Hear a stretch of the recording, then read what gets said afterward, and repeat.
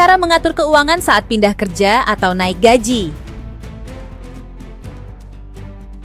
Halo Sobat Dana Cuan, semoga sehat selalu dan makin cuan ya. Pindah kerja atau mendapatkan kenaikan gaji adalah momen yang patut dirayakan. Ini bisa menjadi bukti bahwa kerja keras dan dedikasi Anda selama ini membuahkan hasil. Namun, di balik euforia tersebut, ada satu hal yang sering luput dari perhatian.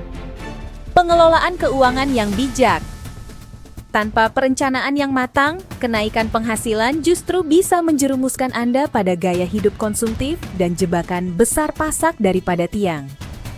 Video ini akan membahas secara lengkap dan praktis bagaimana cara mengatur keuangan saat pindah kerja atau naik gaji, agar Anda bisa membangun masa depan finansial yang stabil dan sejahtera. 1. Evaluasi ulang anggaran bulanan.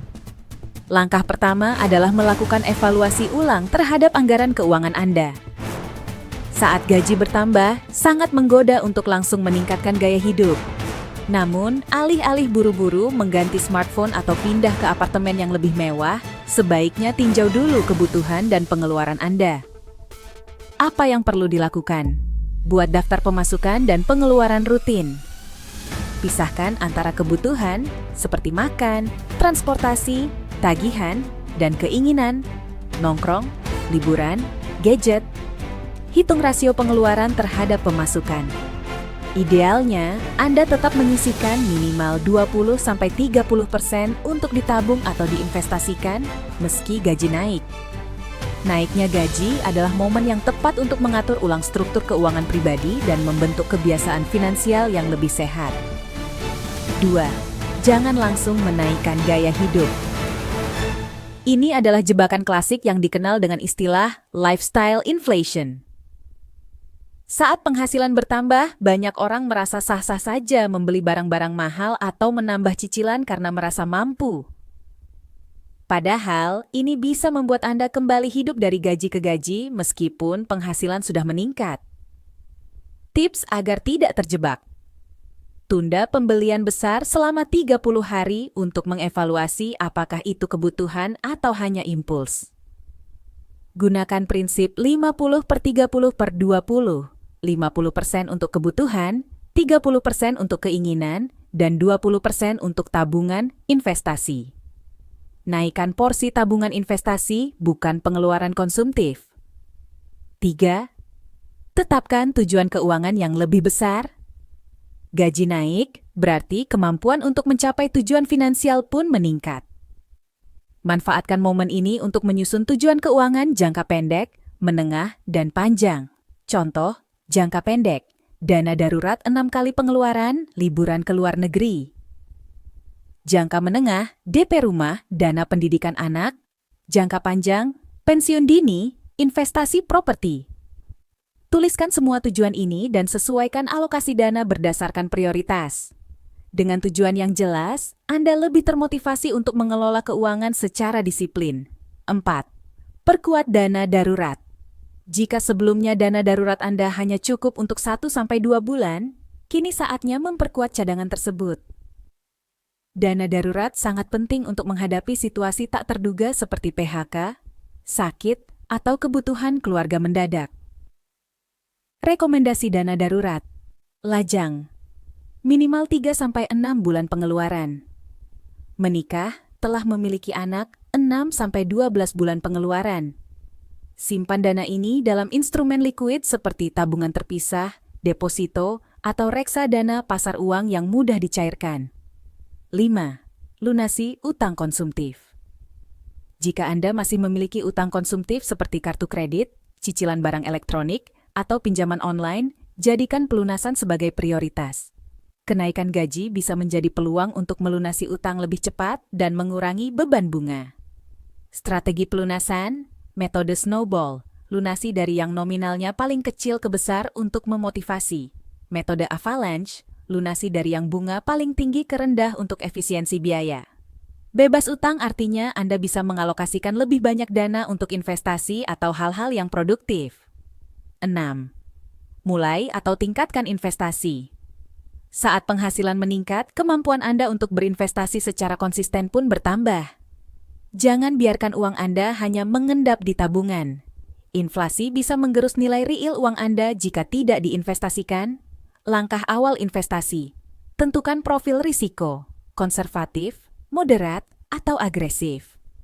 Pilih instrumen sesuai tujuan, reksadana, saham, obligasi, emas, atau properti. Mulai dari jumlah kecil dan tingkatkan seiring waktu. Jadikan investasi sebagai kebiasaan bulanan. Gunakan fitur auto debit jika perlu agar Anda tetap konsisten. Review ketujuh kebutuhan asuransi. Saat kondisi keuangan membaik, penting juga untuk mengevaluasi perlindungan finansial melalui asuransi kesehatan, jiwa, atau aset. Jangan sampai seluruh pencapaian Anda hancur hanya karena satu musibah tak terduga. Perhatikan, apakah BPJS cukup atau perlu tambahan asuransi swasta? Apakah Anda satu-satunya pencari nafkah di keluarga? Jika ya, pertimbangkan asuransi jiwa. Jika memiliki aset seperti kendaraan atau rumah, pastikan diasuransikan dengan baik. Asuransi bukan pengeluaran, tapi perlindungan terhadap risiko besar yang bisa terjadi kapan saja. Kedelapan, tingkatkan literasi keuangan. Dengan kenaikan penghasilan, Anda punya lebih banyak amunisi untuk mencapai kebebasan finansial. Namun, uang tanpa pengetahuan bisa sia-sia. Luangkan waktu untuk belajar tentang keuangan pribadi, investasi, dan perencanaan masa depan. Rekomendasi: baca buku keuangan seperti Rich Dad Poor Dad, The Psychology of Money, atau Your Money or Your Life. Ikuti seminar, webinar tentang investasi. Dengarkan podcast keuangan. Konsultasi dengan perencana keuangan independen. Literasi keuangan adalah bekal utama agar Anda tidak mudah tergoda investasi bodong atau pengeluaran impulsif. 9. Hindari tekanan sosial dan pembanding. Seringkali kita merasa perlu menaikkan standar hidup hanya karena rekan kerja membeli mobil baru, teman menikah mewah, atau tetangga renovasi rumah. Jangan biarkan FOMO finansial, fear of missing out, mengendalikan keputusan Anda. Ingat, setiap orang punya perjalanan dan kondisi keuangan yang berbeda. Prioritaskan tujuan pribadi, bukan ekspektasi sosial. Bahagia bukan soal barang mewah, tapi kestabilan dan ketenangan batin. 10. Ciptakan sumber penghasilan tambahan. Pindah kerja atau naik gaji seharusnya tidak menghentikan Anda untuk mencari sumber penghasilan lain. Justru, ini saatnya untuk memanfaatkan momentum dan modal lebih besar untuk menciptakan peluang baru. Ide penghasilan tambahan, investasi kecil-kecilan, misalnya warung kopi, jualan online, menyewakan properti atau kendaraan, freelance di bidang yang Anda kuasai, membangun passive income dari dividen saham atau bisnis autopilot. Diversifikasi penghasilan akan membuat kondisi finansial Anda lebih tangguh terhadap risiko. Kesimpulan, pindah kerja atau naik gaji adalah momen penting dalam perjalanan karier dan keuangan Anda. Namun, euforia kenaikan penghasilan tidak boleh membuat Anda lengah.